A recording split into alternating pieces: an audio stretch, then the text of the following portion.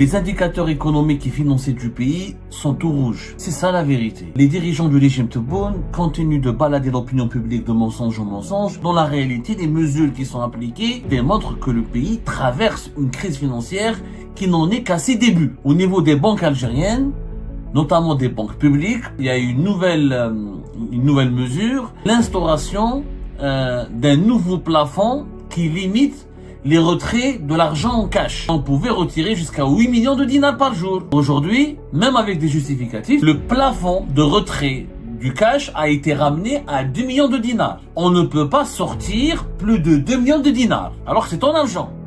C'est l'argent du particulier ou de l'entreprise. Même avec des justificatifs, il n'y a pas d'argent. Il n'y a plus assez de cash et de liquidité au niveau des banques. En réalité, avec Abdelmajid Tebboune, on a fait de la planche à billets. On n'a jamais cessé de fabriquer de l'argent. Et maintenant, Abdelmajid Tebboune a compris que il y a un danger. La valeur du dinar est en train de chuter terriblement. 1 euro à 280 dinars. À ce rythme-là, il va atteindre les 300 dinars. Si les banques algériennes ont été contraintes de plafonner les retraits de cash, c'est justement parce que le régime Tebboune a compris qu'il ne pouvait pas continuer à fabriquer de l'argent, à faire de la planche à billets.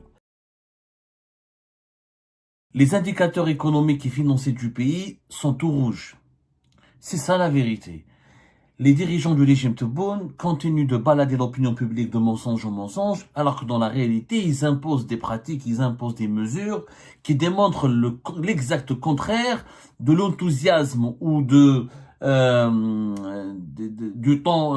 l'enthousiasme de leur discours. Dans la réalité, les mesures qui sont appliquées, économiques et mesures financières, démontrent que le pays traverse une crise financière qui n'en est qu'à ses débuts. Preuve en est, vous n'allez pas lire cette information sur les colonnes de la presse algérienne, malheureusement soumise et asservie à l'arbitraire et dominée par l'autocensure et la censure. Depuis ces quelques jours, plus exactement 10 jours à 2 semaines, au niveau des banques algériennes, notamment des banques publiques, il y a une nouvelle mesure, c'est l'instauration d'un nouveau plafond qui limite les retraits de l'argent en cash.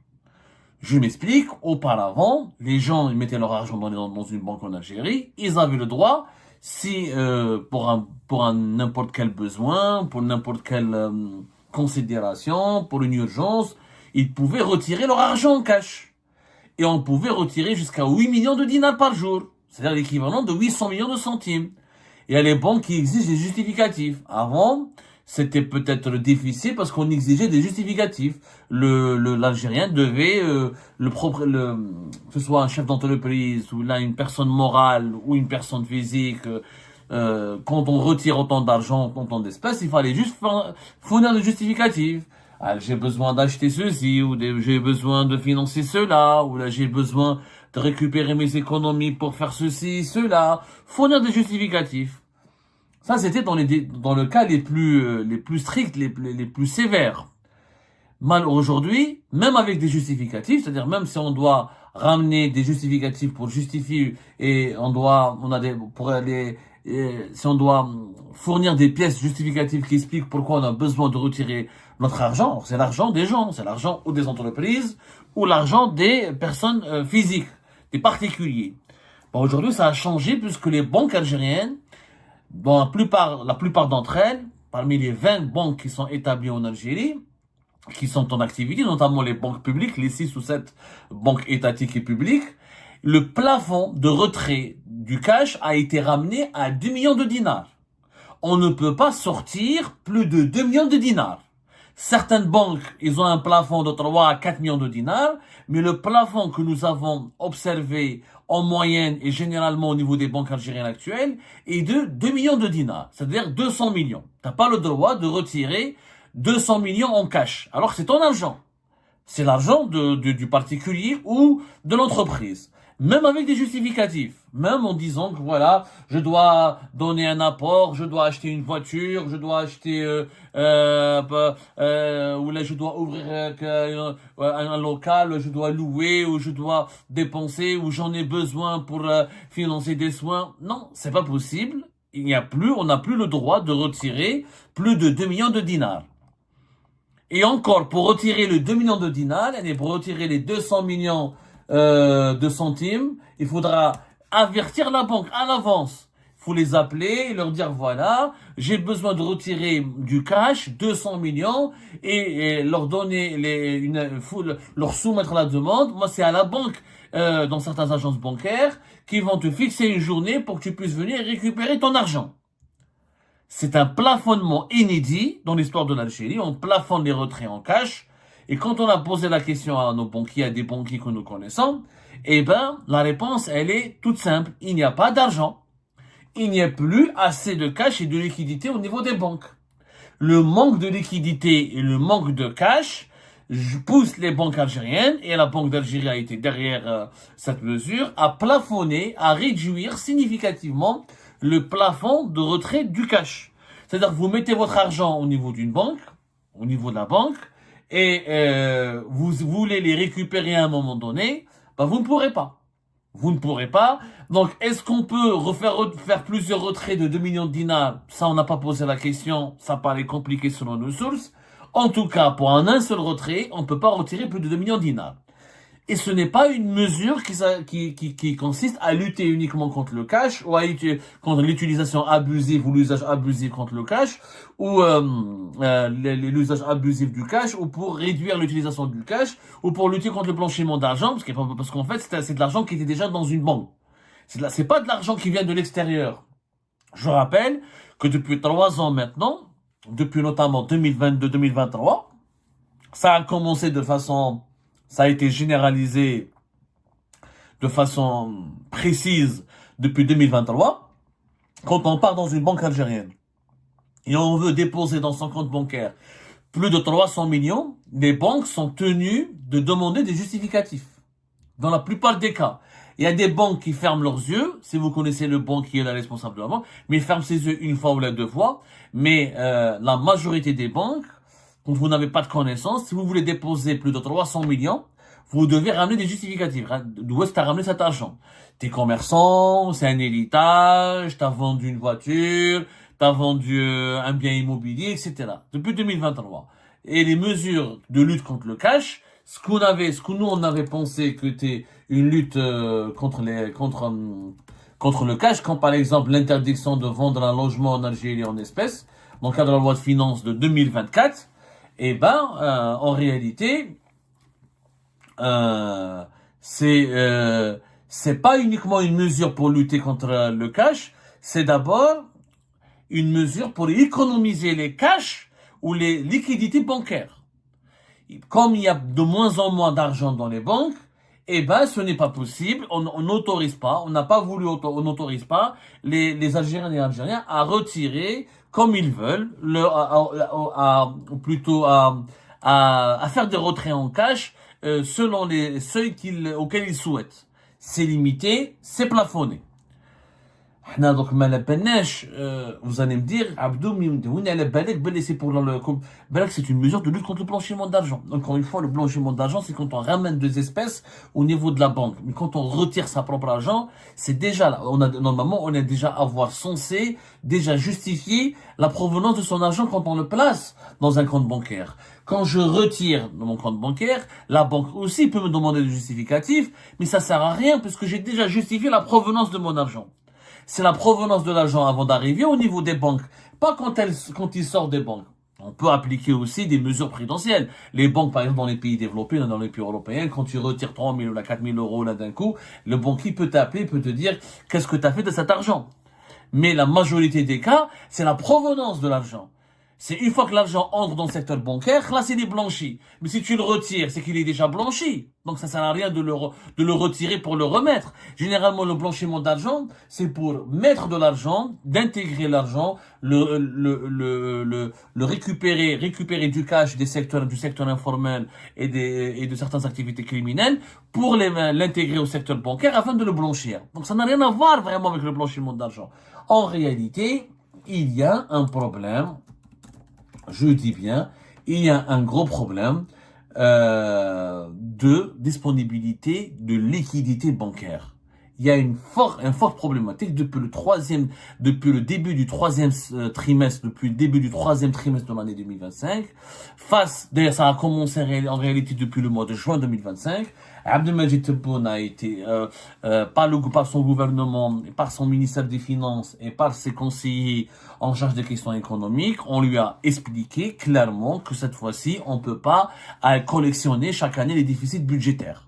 Que les déficits budgétaires et les déficits du trésor public vont déséquilibrer l'état du pays et qu'on ne peut pas couvrir ce déficit en fabriquant de l'argent. L'endettement. En fait, l'endettement public en Algérie, c'est quoi? C'est la Banque d'Algérie qui fabrique des billets. Parce que le trésor public, il est déficitaire depuis 4-5 ans. Il n'y a pas d'argent à prêter. Quand l'État ne rembourse pas assez, le trésor public, quand il te donne de l'argent, il te prête de l'argent. Mais si tu ne le rembourses pas, il n'a plus d'argent. Et comme les recettes fiscales, elles sont en baisse continue, et les recettes issues des hydrocarbures sont en baisse continue, donc la Banque d'Algérie, elle fabriquait. En réalité, avec Abdelmajid Tebboune, on a fait de la planche à billets. Et on l'a expliqué plusieurs fois dans nos émissions. On n'a jamais cessé de fabriquer de l'argent. On n'a vraiment jamais cessé de fabriquer de l'argent. Ça a continué, etc. Ça a continué. On a haslé fait. Et maintenant, Abdelmajid Tebboune a compris que il y a un danger. Pourquoi il y a un danger? Le danger est que si on continue à entretenir les déficits budgétaires et à alimenter la dette publique, la valeur du dinar est en train de chuter terriblement. Et le marché informel, ce qui se passe au niveau du square, du marché parallèle des devises, a semé une véritable panique, un vent de panique est en train de souffler à l'intérieur du pouvoir Tebboune. L'euro est déjà 1 euro à 280 dinars. À ce rythme-là, il va atteindre les 300 dinars. Et en plus, en mettant en place la planche à billets et en continuant à fabriquer des pièces de monnaie et des liquidités et des billets et des pièces et des billets pour pour alimenter le marché du financement bancaire et pour donner de l'argent aux banques. Les banques vont les utiliser pour donner des crédits et financer les entreprises étatiques et financer aussi le trésor public pour que le trésor public les redonne aussi à l'État pour continuer les pratiques de déficit budgétaire. On provoque l'inflation. L'inflation en Algérie, les autorités algériennes ne disent pas toute la vérité. Vraiment, les autorités algériennes ne disent pas toute la vérité. Officiellement, l'inflation en Algérie, elle est de 3,5%. C'est qui est quand même élevé. Quand l'inflation dépasse 2-3%, c'est déjà inquiétant. À partir de 2, c'est inquiétant. Au-delà de 3, c'est très inquiétant. Mais les dirigeants algériens nous disent, c'est beaucoup moins important. En 2024, elle était à 4%. 2023 et 2022, elle était à 10%. En 2021, elle était entre 7 et 8%. Donc 3,25 ou 3,5, c'est pas énorme. Quand on entend, d'après ce que disent les dirigeants algériens, sachant que durant l'année 2027, on était entre 7 et 8 et on est tombé à 4% vers la fin de l'année 2024. Au début de l'année 2024, elle était déjà l'inflation, elle était restée entre 7 et 8, elle a commencé à chuter. Mais qu'est-ce qui a chuté? Ce n'est pas l'inflation qui a chuté, c'est l'inflation des produits alimentaires. L'inflation des produits alimentaires, elle a été ramenée de 3% à 1,4%.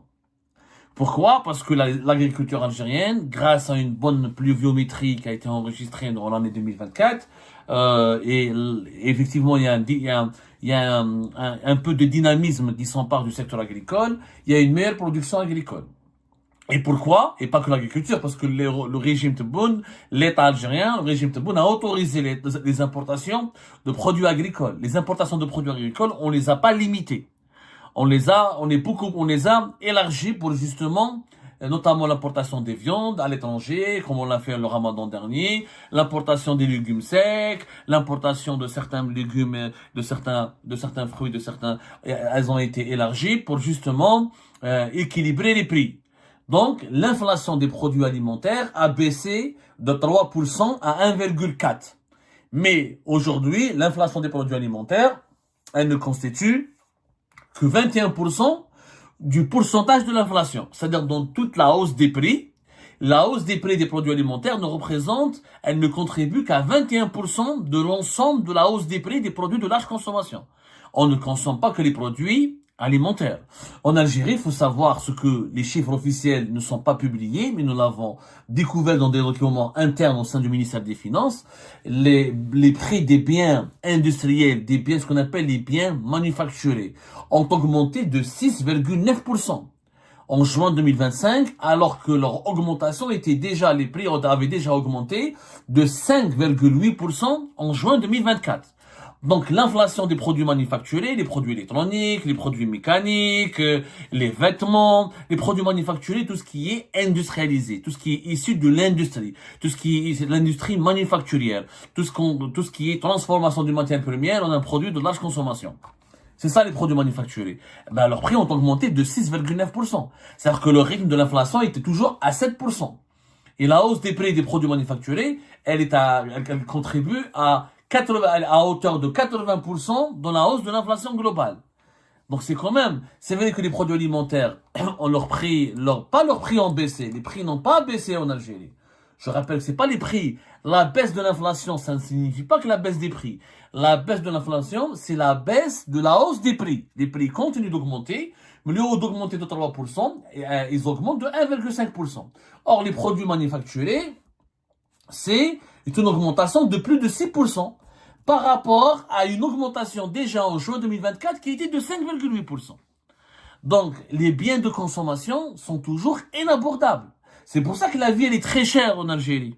C'est pour ça que la vie, elle est très très chère. On ne vit pas que de lait, de légumes et de fruits. Il faut acheter des vêtements, il faut acheter les pièces détachées, les produits électroménagers, les téléphones. Et ça, c'est des prix qui augmentent significativement en Algérie. Donc, il faut vraiment qu'on fasse attention quand on prend en considération, là, quand on lit les chiffres officiels, il y a malheureusement des vérités qui sont non dites et qui sont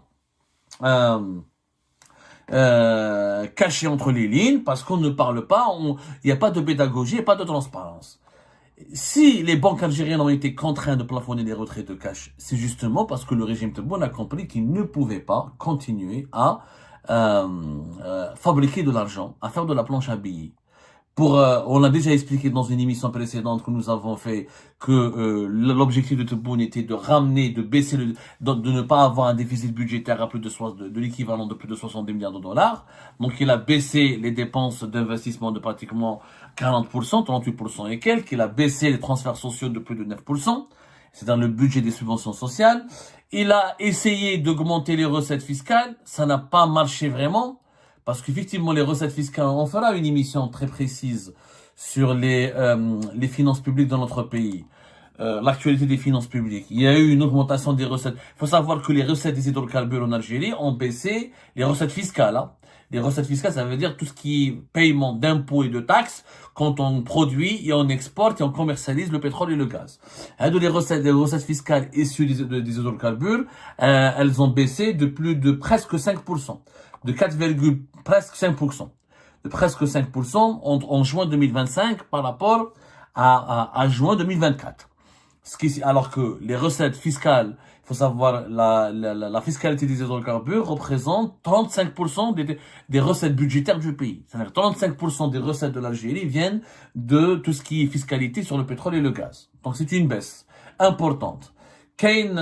Officiellement, l'État algérien, il a réussi à augmenter les recettes hors hydrocarbures de 21%, c'est pas beaucoup, c'est 395 milliards de dinars. Ça, c'est en récupérant, comment il a fait, je vous explique justement, à travers ce qu'on appelle les participations financières de l'État. Les participations financières de l'État, c'est quoi? C'est quand l'État détient des actions dans les banques publiques, dans les entreprises étatiques, etc. Donc l'État a poussé à récupérer de l'argent au niveau de ces entreprises. Comment il a fait? En leur demandant de partager des bénéfices, de faire des dividendes. En réalité, c'est pas des entreprises qui sont bénéficiaires. En réalité, les entreprises étatiques algériennes, elles sont à 95% dans 80% des cas déficitaires. Mais elles font dans leur exercice comptable, dès qu'elles dégagent de l'argent, elles remboursent l'État, parce que l'État leur a avancé de l'argent depuis 2021, depuis l'époque de la Covid-19. Donc l'État algérien, il a récupéré un peu d'argent en demandant aux entreprises étatiques de lui verser de l'argent. Justement, comme il n'y a plus d'argent dans les banques, comme les banques sont obligées de donner de l'argent à l'État, donc on oblige les particuliers à ne pas utiliser leur cash. et on restreint l'accès au cash pour les particuliers, pour que le cash soit accordé en priorité à l'État, aux institutions étatiques et au trésor public. Parce que on ne peut pas continuer dans cette politique imprimer de l'argent. On a une croissance économique qui est fausse. En Algérie, la croissance économique, elle est basée essentiellement sur le secteur de l'agriculture, qui a, avec un taux de croissance important de 6,1%. L'industrie, elle est encore faible. Même si on en a 5,2%, en réalité, on a une activité, une production des produits manufacturés très faible. Et les services, 5,3%. Le commerce, la croissance en Algérie, hors hydrocarbures, c'est quoi? C'est l'agriculture et les services. Les services, tout ce qui est commerce, etc. Or, ça ne rapporte pas des produits qui peuvent être exportés à l'étranger. Ce sont des produits qui sont vendus en dinars. C'est les services, c'est des prestations de services en dinars. On n'a pas beaucoup de touristes. Les services auraient été intéressants si on ramenait 5, 10 millions de touristes. C'est pas le cas de l'Algérie. Donc, tout ça, c'est du dinar. Ça ne permet pas à l'État algérien de dégager des recettes en devises pour financer les importations. Et ça ne suffit pas pour couvrir les dépenses budgétaires de l'État algérien. Donc l'objectif de l'année 2025 pour le Tebboune était de terminer l'année avec un déficit budgétaire, comme on l'a expliqué la dernière fois dans notre émission, qui ne dépasse pas l'équivalent de 30 milliards de dollars. Ce qui quand même, ça reste quand même très important. Ça reste quand même très important. Donc, pour ne pas avoir du déficit budgétaire, sans fabriquer de l'argent, sans faire de la planche à billets, il faut limiter au maximum les sorties de cash et les sorties d'argent hors secteur bancaire. Tout ce que l'État peut récupérer comme argent, il doit rester dans le secteur bancaire. Et ben voilà les amis, c'est la fin de cette vidéo. Je vous remercie comme d'habitude pour avoir suivi jusqu'à la fin. N'oubliez pas de nous laisser vos commentaires et vos réactions sur cette vidéo et de vous abonner à la chaîne si vous n'êtes pas encore abonné. Donc voilà, ça fait vraiment plaisir de voir vos commentaires et vos réactions et vos discussions sur la section des commentaires. C'est très intéressant et je vous prie toujours de garder le respect et un petit peu la bonne ambiance pour tout le monde. Donc voilà, merci beaucoup et à la prochaine dans une nouvelle vidéo. Au revoir.